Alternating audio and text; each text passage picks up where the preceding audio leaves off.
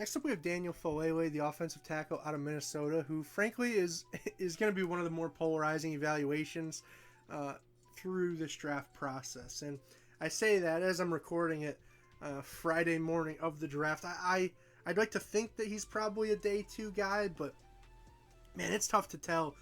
Frankly, because I don't know how many guys we've seen like him before. So for those who are unfamiliar, he is 6'8", 384 pounds with 35-inch arms and 11-inch hands. So day 1, he would be the heaviest guy in the NFL.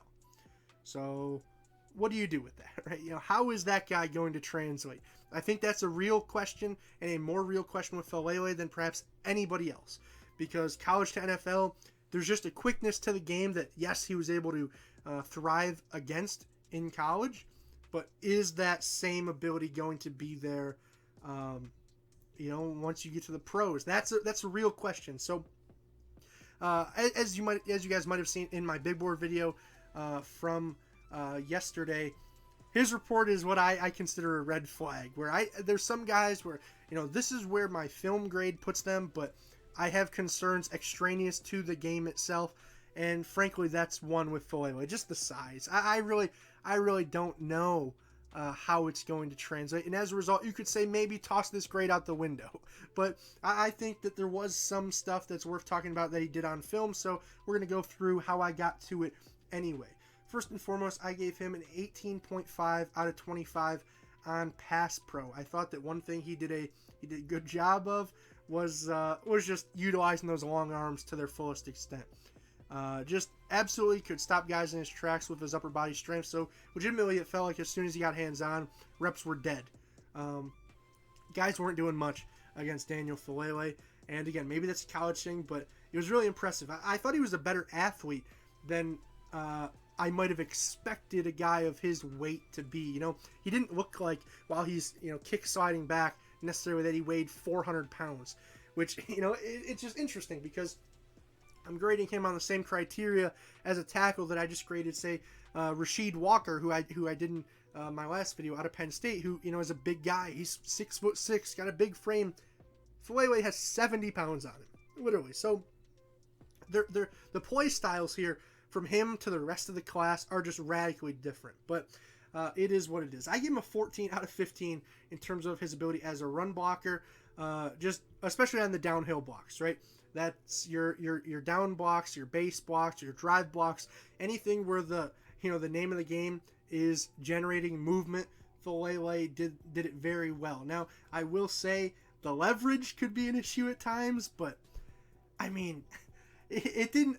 It felt like he was able to overcome the issue because of the upper body strength. A lot of guys would probably struggle playing as high as Faalele did, but with the mass he was bringing, it was something to behold. We'll just say that. Just did a constant job, a consistent job, I should say, rather, collapsing the edge for the Gophers and really helping that running game get going in the 250 or so snaps that I watched. I thought that just in general, I thought that there was a chance that he'll struggle with speed rushers at the next level. I don't think that's some bold take. He didn't really struggle with them in college, though. So I did want to notate that. They're like, when I say it in sort of a speculative way, you might think, well, no duh, he'll struggle with speed. He's going to have over 100 pounds on those guys. Well, he didn't struggle with it at college, but I just think the level of athlete's going to get better. So I have some concerns about that. I just think that he's best when he can manipulate guys and sort them out with his hands and upper body, which, like I said, is rather unconventional. In terms of some negatives, all in all, I said agility and mobility not his strong suit, but I think that's expected. I think that he makes up for that in other areas.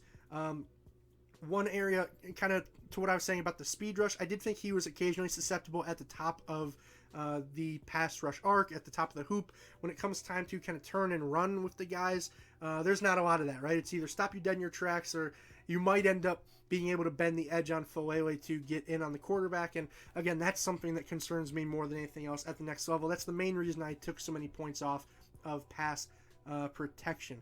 I thought he had occasionally, he would occasionally have some balance issues, again, which I likely bring back to the bad leverage, but it's kind of bad leverage in air quotes, because he'll never he will never once have better leverage than the guy he's going against. It just won't happen. He is just so much taller, so much bigger. So he just has to find a way to win without that leverage. And I thought that he did a good job of that, but at the same time, there were reps where he could fall off of his blocks late, for example, or guys were, I don't want to say they were able to pull him, but it really was more so just they would kind of squirm away at the last minute, and he would sort of be lunging forward and maybe wind up on the ground a couple of reps. Regardless, not necessarily the biggest issue of the world, but it's another thing that I'm slightly worried about going to the next level. Otherwise, I thought his hand placement, it wasn't necessarily great. I gave him a 7 out of 10 on hands. But again, it rarely matters with the size and strength combination.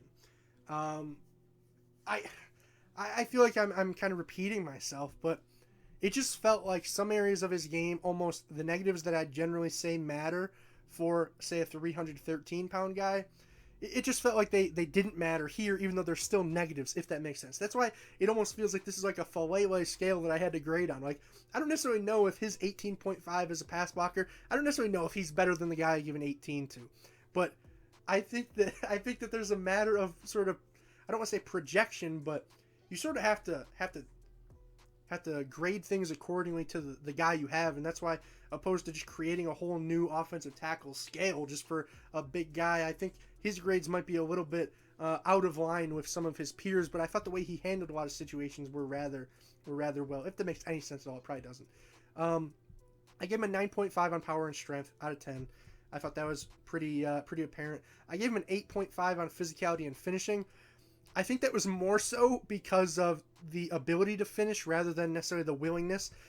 He wasn't necessarily the highest motor guy, not that it was an issue, but occasionally, like, I think his ability was more so putting him in those scenarios where he's getting pancakes rather than, oh, he motored his feet so much all the way through the whistle, like the average guy tends to get pancakes, right? So it's kind of interesting in that regard. I did think IQ and awareness I had as a one of the larger negatives.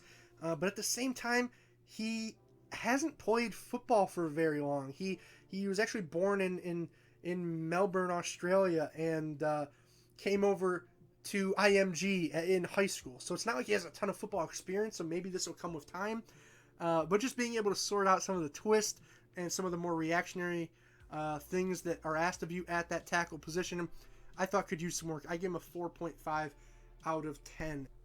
In the final two categories, I gave him a 5 out of 5 in size and length, which honestly, there are categories, most notably like speed with quarterbacks, that I'm willing to go over a 5, like over the ceiling on, right? Because there are some guys where, like, say speed at quarterback, just by example, we'll dive into it very quickly here. It's not a requisite to play the position, but it does have a big impact on the way you play it, and it is in large part an added bonus. So, by example, I'm not going to penalize Peyton Manning and give him a 1 out of 10 on speed, because frankly I don't think speed is required. So he'll get a 1 out of 5, but then say Lamar Jackson will get a 10 on speed, if that makes sense. You can almost accrue bonus points in that regard. Faalele here on size, this would be an area where I'd consider giving out bonus points, right? Maybe that's kind of what I say when I say some of his grades maybe don't line up with his peers. Maybe I should have just given him a massive size grade and maybe graded him a little bit more harshly in some of the other areas, if that makes sense. But I think at the end of the day, the points work out to where I felt about his film, which was kind of in that mid to early second round range. I don't mind him there, but I do have some certain questions that I would need to be answered before I drafted him there. I did think some other interesting stuff, just extraneous to the field. He was a 2020 opt-out, which was interesting, because for a guy with not a ton of football experience, he started playing the sport in 2017. You'd think that reps are valuable. So was that forced upon him to opt out? Because I don't know much about like his living situation. I know he's from Australia. Was he not able to get here? Like in the UFC, for example, some fighters, they wouldn't be able to get into the country required to participate in some of their events and whatnot. Could Faalele just not get into the U.S. or something for 2020? Otherwise, why else would he opt out? I don't quite understand, because it feels like if you were fully committed to this as being your career, you would really view those reps as valuable. Otherwise, There was one interesting game that I watched. It was Nebraska, where he came off the bench, and it was the 6th game of the year. I just wrote why with a question mark. Again, I don't know what that was. Like, was he in the doghouse with his coaching staff? Did he do something wrong in week 5? There was nothing really that I read online that I could find that suggested as such, but that would be something that I'd be curious about because, you know, again, it's not like I'm looking for problems, but I do think that there are questions already that need to be answered, and at that point, it just seems like they just keep compiling, right? So I don't know if there's a desire concern in terms of a want to play the game. I don't know. You know, you can't fault somebody for opting out, especially if they were forced to. But it would seem questionable if the guy who just started the game did opt out, I guess. I don't know. I mean, obviously he came back and he played well, so that is what it is. But then there was some stuff, like I said, coming off the bench in one game for a second-round guy that just seems very unusual, to say the least. So with that being said, that's all I have for you guys in this one. Maybe we toss the grade out, and we'll see. Maybe Faalele massively outproduces, my sort of grade, my expectations for him. In which case, maybe the quote-unquote Faalele scale that I was talking about would be necessary, right? Maybe I would need to create a separate scale for these massive behemoth tackles versus the run-of-the-mill 315, 320-pound tackles. But as of right now, on this scale, early second round, mid second round, wherever you take him, I think as long as you got a plan for him and you have a scheme that's conducive to his success, he should be he should be a solid player. He at least has the physical tools to be, no questions. That's all I have for you guys in this one. I'm mic'd up, now I'm mic'd out. Peace, guys. See you next video.